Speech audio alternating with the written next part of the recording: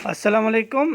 जैसा कि आप जानते हैं कि हम डिज़ास्टर मैनेजमेंट का मैन मेड डिज़ास्टर जो टॉपिक है वो डिस्कस कर रहे हैं, और इसमें हमने दो ऑलरेडी जो डिज़ास्टर्स हैं, मैन मेड डिज़ास्टर्स हैं, जिसमें फायर है, इन्वायरमेंटल डिग्रेडेशन है, वो हमने ऑलरेडी डिस्कस किए हुए हैं, और उसके मिटिगेशन मेजर्स भी हमने डिस्कस किए हुए हैं। तो आज जो हमारा टॉपिक है, one of the important topic, that is a man made disaster, जो हम अपने डे टू डे लाइफ में देखते हैं, दैट इज़ ट्रांसपोर्ट एक्सीडेंट्स।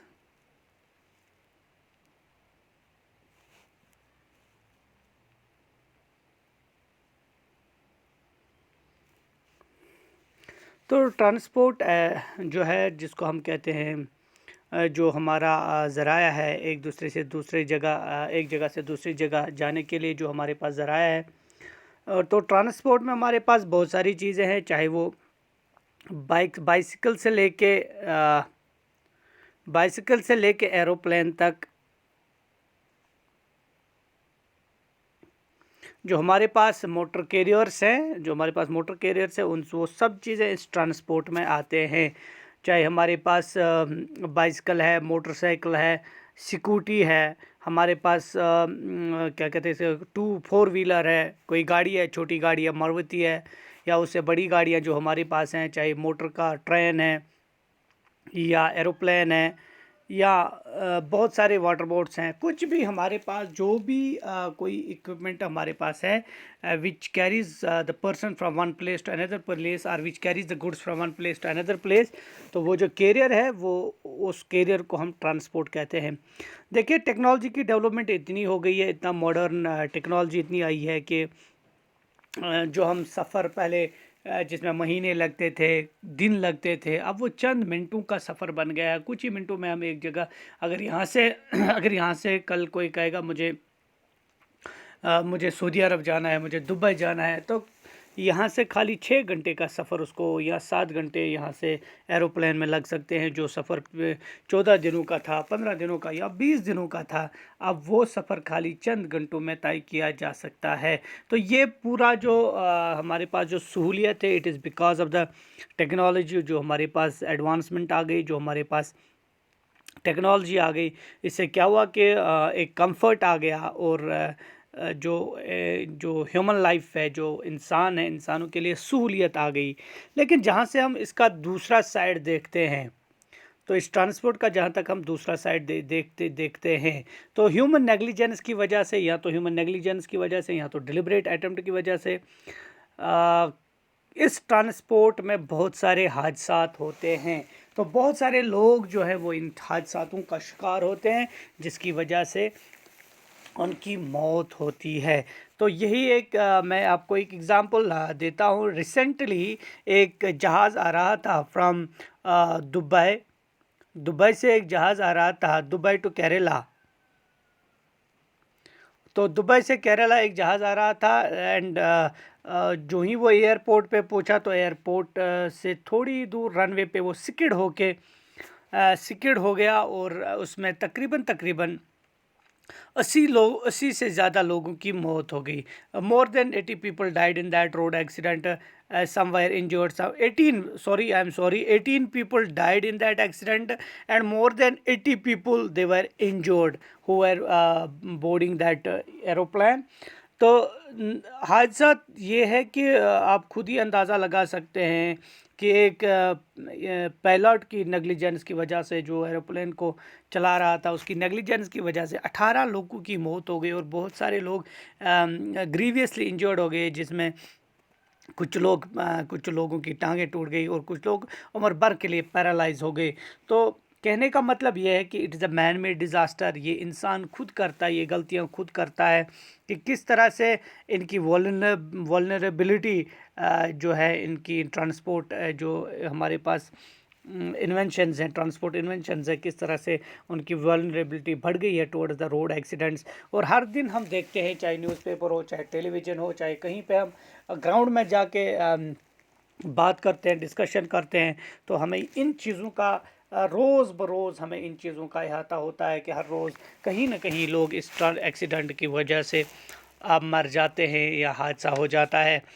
तो इसी तरह से एक एक्सीडेंट कराची में हो गया था, ऐसे एरोप्लेन एक एक्सीडेंट कराची में हो गया था। उस कराची में तकरीबन 89 people who are boarding that aeroplane they were died.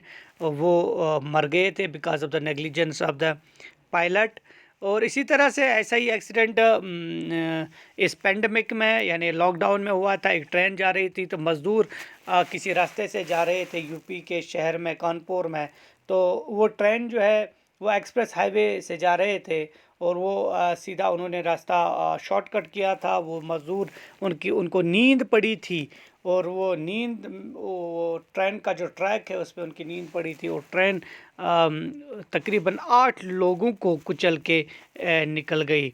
So every day you see bike accidents, हर रोज़ आप सुनते हैं आज बाइक पे दो जो बाइक राइडर्स थे उनकी मौत हो गई, या कार एक्सीडेंट में फलानी मर गया, या फलानी जगह कार ऐसे गिर गई, या गाड़ी बड़ी गाड़ी ट्रक बस ये गिर गई, इतने लोग मर गए, इतने ज़ख्मी हो गए। So this is all a man made disaster. ये पूरा जो है this is a man made disaster. और इन सब का रीज़न जो है, इनका कारण जो है, that is man himself. It is the creation of the man, the disaster is the creation of the man. तो अगर हम एक्सीडेंट्स की बात करेंगे, अगर हम हादसों की बात करेंगे, accident means which occur all of a sudden, जिसमें आपका कोई भी नुकसान हो, चाहे आपकी लाइफ या आपकी प्रॉपर्टी को नुकसान हो जाएगा, उसको हम कहते हैं accident which happens all of a sudden, और जिसमें कोई डिलिबरेट अटेम्प्ट ना हो। तो एक्सीडेंट के बहुत सारे टाइप्स हैं। तो इस हादसे के बहुत सारे टाइप्स हैं। There are so many types of accident. One is vehicle to vehicle collision, जिसको हम हेड टू हेड क्लूजन कहते हैं, vehicle to vehicle collision. For example यहाँ से एक गाड़ी आती है, दिस इज़ कार ए, और यहाँ से दूसरी गाड़ी आती है कार बी, और ये दोनों इस जगह पे टकराते हैं एक दूसरे के साथ, और इन दोनों का नुकसान हो जाता है, चाहे लाइफ और चाहे प्रॉपर्टी का, चाहे गाड़ियाँ टूट जाती हैं, चाहे इंसान मर जाते हैं। इसको हम कहते हैं vehicle to vehicle क्लूजन।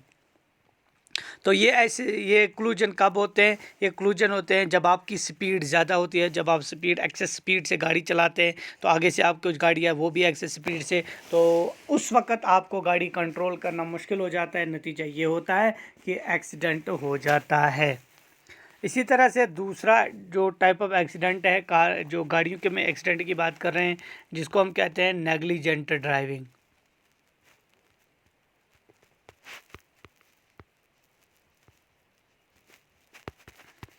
Negligent driving, अगर आप गाड़ी चलाएंगे लापरवाही के साथ, केयरलेस, यानी आप केयरलेसनेस के साथ गाड़ी चलाएंगे, आप रैशली गाड़ी चलाएंगे, आप अवॉइड करेंगे ट्रैफिक रूल्स को।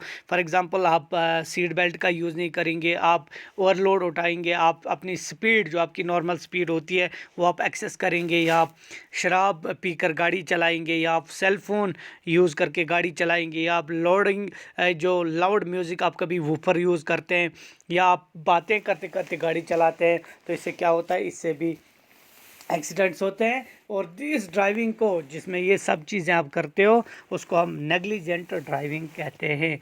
तो नेग्लिजेंट ड्राइविंग अगर कोई बंदा करके पकड़ा जाएगा तो उसके खिलाफ़ कानूनी कार्रवाई हो सकती है।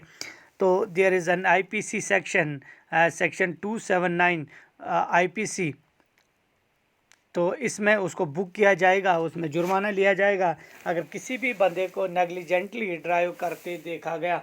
If any body is found the driving negligently with rash and negligent driving, अगर कोई बंदा करके उसको पकड़ा जाएगा तो 279 के तहत उसको जेल में या उसका फ़ाइन लिया जाएगा या उसको बंद रखा जाएगा। इसी तरह से लो विजिबिलिटी से भी एक्सीडेंट्स होते हैं। Usually in the months of जो नवंबर दिसंबर के मंथ्स होते हैं, अर्ली जनवरी के जो मंथ्स होते हैं, उसमें आप देखते हैं कि फॉग ज़्यादा होता है, धुंध ज़्यादा होती है, जिसमें कि ड्राइवर को रोड नज़र नहीं आता है। तो उस सूरत में विजिबिलिटी जो होती है वो कम हो जाती है। तो इसमें क्या करना चाहिए एक ड्राइवर को, एक ड्राइवर जब गाड़ी चलाता होगा, वहाँ से दूसरी गाड़ी जब आ रही होगी, तो एक ड्राइवर जो इस लो विजिबिलिटी में गाड़ी चला रहा होगा, कंपल्सरली उसको लो बीम करना है। देखिए गाड़ी में दो चीज़ें होती है, इसको अब लो बीम कहते हैं, दूसरे को हाई बीम कहते हैं। तो लो बीम ये लाइट पे डिपेंड करता है, जो आपकी हेडलाइट होती है, गाड़ी की हेडलाइट होती है। जब आप लो बीम करते हैं तो आने वाले जो वहाँ से गाड़ी आती है उसको पता चलता है नहीं सामने एक गाड़ी आ रही है। तो आप अपने डिफेंस के लिए लो बीम करना ज़रूरी है। तो ये हम याद रखेंगे जब भी हम कभी गाड़ी चलाएंगे। तो गाड़ी चलाते वक्त जब विजिबिलिटी नहीं होगी, जब लाइट नहीं होगी या अंधेरा होगा, तो या बारिश होगी, तो इस समय में क्या करना चाहिए, इस समय में लो बीम पे चलना चाहिए। कोई गाड़ी आएगी तो लो बीम, तो गाड़ी निकल गई, आप हाई बीम पे जा सकते हो, लेकिन जब गाड़ी आएगी तो लो बीम ज़रूरी है। तो इसी तरह से बैड रोड्स की वजह से भी एक्सीडेंट्स होते हैं। तो बैड रोड्स की वजह से भी एक्सीडेंट होते हैं। जैसे कि आपने देखा होगा कि जम्मू से श्रीनगर या श्रीनगर से जम्मू का जो रास्ता है, जिसको हम बानिहाल हाईवे कहते हैं, बानिहाल का रास्ता कहते हैं, तो यूजुअली हर रोज़ आप देखते हैं कि गाड़ी फलानी जगह गिर गई और उसमें 2 लोग मर गए, फलानी जगह गाड़ी गिर गई, फलानी नाले में गाड़ी गिर गई, पटनी टॉप पे गाड़ी गिर गई, रामबन में गाड़ी गिर गई। तो बैड रोड्स की वजह, कश्तवाड़ का रोड जो है बहुत ही ख़तरनाक रोड है। इसी तरह जो भी हिली एरियाज़ के रोड है वो बहुत ख़तरनाक रोड होते हैं। तो इसमें या हिमाचल प्रदेश के कुछ रोड हैं जो मनाली की तरफ जाते हैं, तो ऐसे कुछ रोड्स हैं जो बहुत ही ख़तरनाक है, जिसमें एक्सीडेंट प्रोन एरियाज़ होते हैं, जिसमें एक्सीडेंट होने का ज़्यादा से ज़्यादा खतरा लाक होता है। तो इस एक्सीडेंट्स के क्या इफ़ेक्ट्स हैं, ये जो हादसे होते हैं इसमें क्या इफ़ेक्ट्स हैं। यूजुअली इसका सबसे बड़ा इफ़ेक्ट जो है that is loss of life. देखिए हर चीज़ तो इंसान को मिल सकता है, लेकिन ज़िंदगी एक ही बार मिल सकती है। देखिए God has bestowed a precious gift to the mankind. एक बहुत ही बड़ा गिफ्ट उसने इंसान को दिया है, दैट इज़ हिज लाइफ। तो ज़िंदगी एक बार इंसान के पास आ जाती है, तो एक बार चूँकि आपने कोई गलती की, तो ये ज़िंदगी आपको दोबारा वापस नहीं मिल सकती है। तो सबसे बड़ा लॉस जो होता है वो इंसान की ज़िंदगी को होता है। तो इंसान की ज़िंदगी ख़त्म, समझो फिर कुछ रह ही नहीं सकता है, फिर कुछ रह ही नहीं जाता है। तो life is very much important, is very much precious.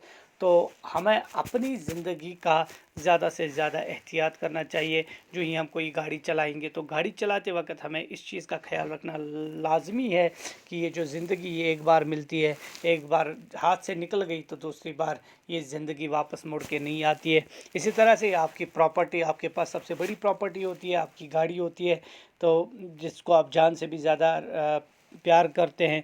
तो जब ये एक्सीडेंट हो जाता तो इसमें आपकी प्रॉपर्टी को भी नुकसान पहुंच जाता है। तो यूजुअली इससे भी इंसान इस प्रॉपर्टी की वजह से भी इंसान का लॉस होता है, यानी एक्सीडेंट की वजह से इसकी प्रॉपर्टी का लॉस होता है। इसी तरह से एक और जिसको हम कहते हैं मेंटल ट्रॉमा भी हो जाता है। कभी कभार आपका एक्सीडेंट होता है तो आप शॉक में चले जाते हैं, तो आप सर्वाइव तो करते हैं लेकिन आपको मेंटल प्रॉब्लम फिर लाइफ भर के लिए रहती है। वो शॉक आपकी ज़िंदगी से नहीं निकलता है। यूजुअली अगर हम देखेंगे, अल्लाह ना करे कि अगर प्रेग्नेंट लेडी कोई होगी गाड़ी में, तो आप गाड़ी का जो एक्सीडेंट होगा तो इसमें ज़्यादातर असर प्रेग्नेंट लेडीज़ पे ज़्यादा असर इस एक्सीडेंट का पड़ता है। या चिल्ड्रन होते हैं, गाड़ी में बच्चे होते हैं, तो एक्सीडेंट से उनके जहन पे भी ज़्यादा इसका असर पड़ता है। तो what are the mitigation measures, how these traffic accidents will be controlled, what are the mitigation measures, इसके क्या mitigation measures हो सकते हैं, हम इसको कैसे कंट्रोल में कर सकते हैं या कैसे रोक सकते हैं। देखिए सबसे पहले इम्पोर्टेंट मिटिगेशन मेजर जो है, जो हमें फॉलो करना चाहिए, that is we have to follow the traffic rules. हमें ट्रैफिक रूल जो है, रेगुलेशन जो है, उनको फॉलो करना लाजमी है। ट्रैफिक रूल है कि व्हेन यू ड्राइव, आपका सीट बेल्ट आपको लगा के होना चाहिए, और स्पीड लिमिट जो है 60 किलोमीटर, इसके आगे नहीं जाना है आपको। या आप सेल फ़ोन यूज़ नहीं कर सकते वाइल ड्राइविंग, या आप बातें नहीं कर सकते हैं वाइल ड्राइविंग, या आप शराब पी के गाड़ी नहीं चला सकते हैं। तो usually these are some traffic rules which we have to follow while the driving. या आपका ट्रैफिक सिग्नल आगे से आ रहा है। ट्रैफिक सिग्नल आपको पता है रोड पे होते हैं, कभी बच्चा उस बोर्ड पे साइन करके पीछे स्कूल बैग लेके, इसका मतलब है कि आगे स्कूल है, यानी you have to go slow, आगे स्कूल है, छोटे बच्चे हो सकते हैं। या कहीं पे नो हॉर्न जोन लिखा है क्योंकि हॉस्पिटल होगा, तो वहाँ पे आपको हॉर्न नहीं बजानी है। इसी तरह से आपके लाइट्स आते हैं ग्रीन, देखिए ट्रैफिक लाइट में 3 लाइट्स आते हैं, ग्रीन आता है और येलो आता है और रेड आता है।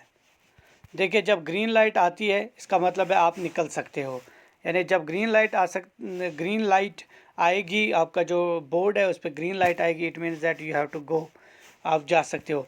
जब येलो लाइट आएगी it means that be ready now, you have to go, तैयारी में रहो, यानी आप गाड़ी स्टार्ट करो या कुछ और, क्योंकि अब आप निकलने वाले।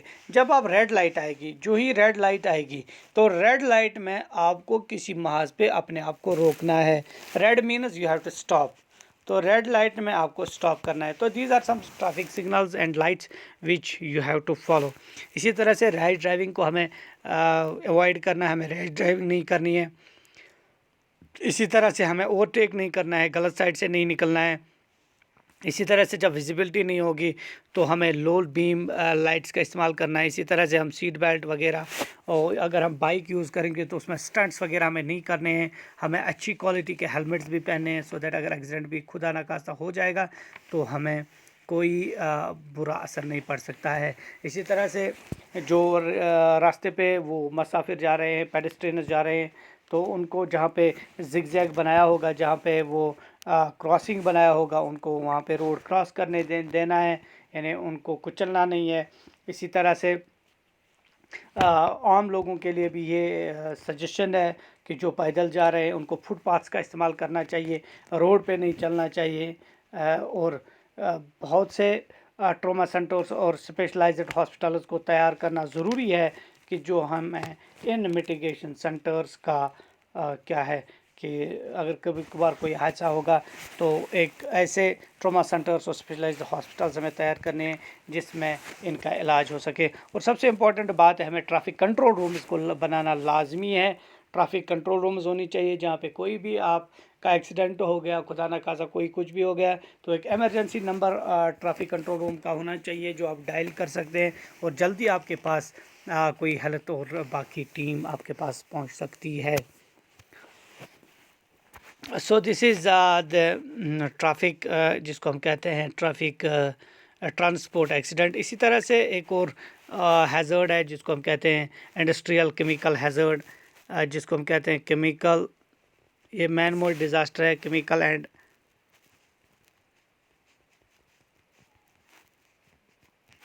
Industrial disaster. This is one of the most important man made disaster.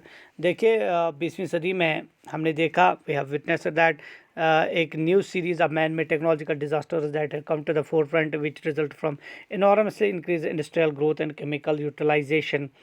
तो ये हमने देखा, हम बहुत सारे केमिकल्स यूज़ करते हैं क्रॉप यील्ड्स में, वाटर प्यूरिफिकेशन में, पेंटिंग में या वॉशिंग ऑफ फ्लोर्स में बहुत सारे केमिकल्स हम यूज़ करते हैं। लेकिन हम हार्डली ये चीज़ रियलाइज़ करते हैं कि ये जो केमिकल्स हम यूज़ करते हैं they are very very very on one side they are helpful to the mankind, but on the other side they are having the harmful effects to the human and the environment।